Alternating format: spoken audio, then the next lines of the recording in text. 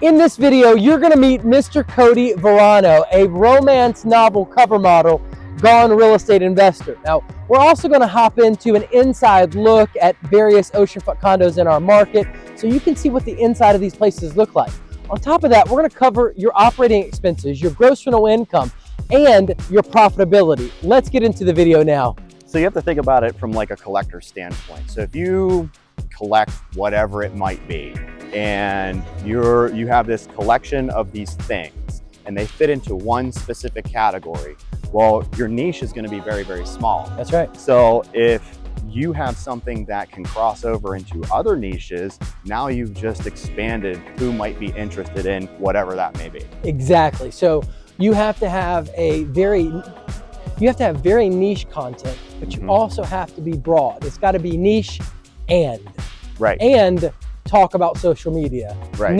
Your niche and talk about YouTube and what's hot. Your niche and talk about this movie that you saw. Your niche and your favorite hobby or sport or whatever it is, because you want to catch that broad audience, but simultaneously you want to bring them over to your niche so that they can find out what's great about it and learn about how you do business and how you're successful. Right. Basically. Right. All right, Cody, so tell me just a little bit about how you got involved in short-term vacation rentals in our market. You know, what was your process? How did that work? You know, this was your first investment. Kind of walk us through that. So I like research. So I do a lot of research on pretty much anything that I'm interested in. So for the last 4 years, basically what I've been doing is getting as much research done as possible. So whether that's online searching, watching YouTube videos, and just trying to learn the market. And I also came down here several times just to experience what Myrtle Beach has to offer. So you'd already visited. Yes. You were already attracted to the area. You thought it was nice. Yes. So were you just looking for places to visit? I was, at the beginning, I was trying to dual purpose it. So I wanted it for myself, and I also wanted to be able to rent it out. And I know Myrtle Beach has one of the biggest tourist attractions on the, on the East Coast. Yeah, on the East Coast. Yeah, absolutely. I think it's number 2, right? Yeah. Number 2 on the whole, and on the entire East Coast. I would assume Florida is number 1. So this place isn't going anywhere. No. Tourism is not going anywhere. At all. It's nothing, you're not going to have an issue with this location. Yeah. I mean, in my opinion. Unless the beach, the sand and the ocean move. Yeah, right. This has been happening for years. Yeah. Short-term vacation rentals has been going on for years and years here. Right. It's not something that, I mean, our economy, our local economy here in Myrtle Beach, South Carolina is literally built on tourism. Right. So, I mean, I doubt they're going to pass laws that are going to say, hey, you can't do short-term rentals here. Right. And your place that you might want to buy may put a policy in place to prevent that. That's the only thing that I thought of may be an issue, but that's a long shot. Yeah, because it doesn't make much sense for them. Right. Because then they're going to, I mean, there is, I would imagine, a high investor concentration along the oceanfront for oceanfront condo resort. So as those people are owners and are on the HOA boards, they're going to do their best to protect the investment there. Right, because they don't want to go anywhere. Exactly. They're making money. They're happy. Right. Yeah, exactly. So now, so basically, you've been doing research for 4 years. You visited our market. You liked it. Now, did you go to any other platforms? Did you, what got you from just being a casual investor to actually making the leap? So once I decided that this was the area that I wanted to pursue, basically all I did is pull up the Zillow app and zoom in along the coast. Okay. I put some criteria in the filters. Okay. And it brought up everything that was for sale within that criteria. Yeah. And I literally clicked on every single red dot. Really? And looked at it and saw if it met my criteria. If it did, it went into my saved folder. So then I had a folder probably full of, I don't know, maybe 100 to 150 places. Wow. And then I scrubbed that down even further. Wow. Because there were some that I just I knew I was financing, Yeah. so I knew that there was some that I could not actually get financing on. Absolutely, absolutely. So then I brought that list down to about 25. Yep. That's when I called my first agent. Okay. How'd that go, by the way?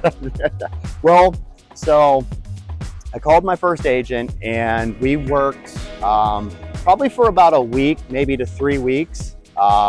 And at first it was very proactive. He was doing exactly what I wanted him to do. And then he went completely ghost on me for no reason. I wanted to put an offer in on a place. Yeah. And texted him, called him. They never returned my call. So that's when I contacted Brandon, and within, I would say, from our hours. Oh, it was quicker than that. From our very first conversation, you're the one that actually called me back. Yep. We talked on the phone for about a half hour. You got the feel for what I was looking for, what I wanted. Yep.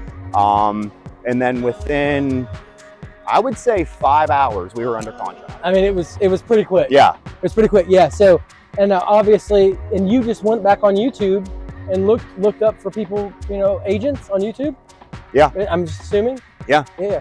So, and it was super fast, and we got it done. And you were already there. It wasn't like I had to, work you through a lot. You just needed to, see what the information was, make sure it was a sound decision, right, and then pull the trigger. Right. And now I do want to throw this out, guys.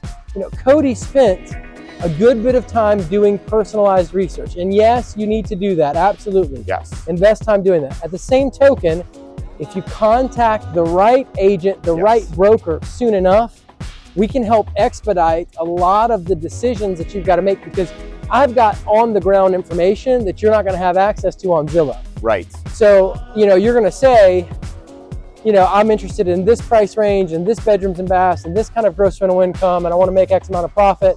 I'm going to say you need to go here, here, here, or here. I'm going to give you several options based on what you're looking to do. And you might spend a ton of time doing research on stuff that really isn't applicable, because maybe those resorts don't allow you to actually rent to your guest, or they don't allow the owner, for example, to have any access to any on-site amenities if he goes off the on-site management program. There's all kinds of little do's and don'ts and things like that we have to figure out. Or, perhaps I dive into the meeting minutes and we find out that they got major projects scheduled for the next 5 years. Right, that's a big one, because there was a couple places that I was looking at. They were on the iffy side of things, and it was just, for me at that point, I would rather buy something a little bit more turnkey that doesn't have any significant maintenance issues. Exactly, because you don't want to buy something, going into 5 years worth of major projects like at Beach Cove. They're on the tail end of their major projects from 2016 to 2021, according to their meeting minutes. I know it's 2024, they're still finishing up, but the point is that here they are. If you would have invested in there and then you got stuck with all these special assessments, it would have eaten up a ton of your profit. Yeah. And that's the kind of information that a solid agent is going to provide for you. He's going to help you expedite the process. Yes, do some research. Yes, figure out what you want, but don't take a year or even 6 months. Pick up the phone, call me so that I can help you. 843-360-1737. Let's get in unit 1416 right here at Beach Cove. Now, immediately to the left, you are going to notice the restroom. It does have dual vanities, a gorgeous updated fixture. We do have our HVAC system in here, and we do have a tub shower combo that is nice and tiled, as you can see. Beautiful, beautiful, beautiful. Our bedrooms right here, double full beds, sleeps 4, flat screen TV. And I will point out that you have a nice little view right into the living room, how this is set up. I really, really enjoy that. You do have a closet and some extra storage right back behind this door, as you can see. And then let's get on in to the rest of the unit. Check that out. Absolutely stunning, guys. You have your full kitchen there, backsplash, flat screen TV, beautiful cabinetry. This is a wonderful remodel, stainless steel appliances. And your moneymaker, of course, is going to be this balcony. This is what people are paying for right here.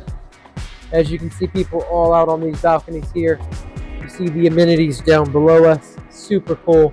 And of course, you're looking at the sand and the ocean. That's what people want right there. Your balcony does come with some great furnishings. You do have four chairs out here total.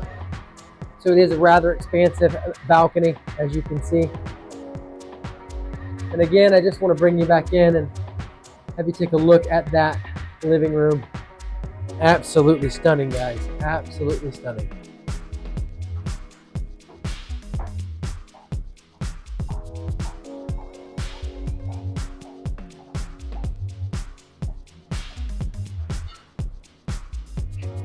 And there's your view from the front. All right, guys, so let's jump into a cash scenario purchase for investing in a 1-bedroom, 1-bathroom oceanfront condo right here at the Beach Cove Resort. Now, the purchase price on unit 1416 was $219,999. At a 3% property management fee for self-managing on Airbnb, that brings you to only $1,032.27 that you're paying out to Airbnb for helping you get this property rented and booked. Now, that brings you to a subtotal. So basically, we're going to bring in $34,409. We're going to subtract the $1,032.27 property management fees, and that's going to bring us to a subtotal of $33,376.73. From there, the 2020 taxes on it were $2,971.73. There is no HO6 insurance included in your HOA dues, so I've included a $1,000 fee here for HO6 insurance for you to insure your personal furnishings and belongings, valuables in the unit. And then cleaning services, I have you at $3,240. That's 27 cleanings at $120 a cleaning. Outside of that, you have your annualized HOA dues. That comes to a whopping $8,712 for the year, bringing you to another subtotal of $15,923.73.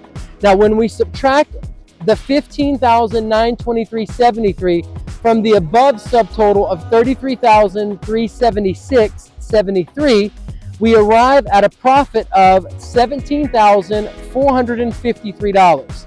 Not bad at all, in my opinion, for investing only $220,000 in cash. Now, with an additional $5,000 in gross rental income, because some units did bring in up to and a little bit over $40,000 in gross rental income, so let's say that your unit did do as well as some of the other top 1-bedroom units, well, then you would have cleared $22,453 based on these cash investment projections.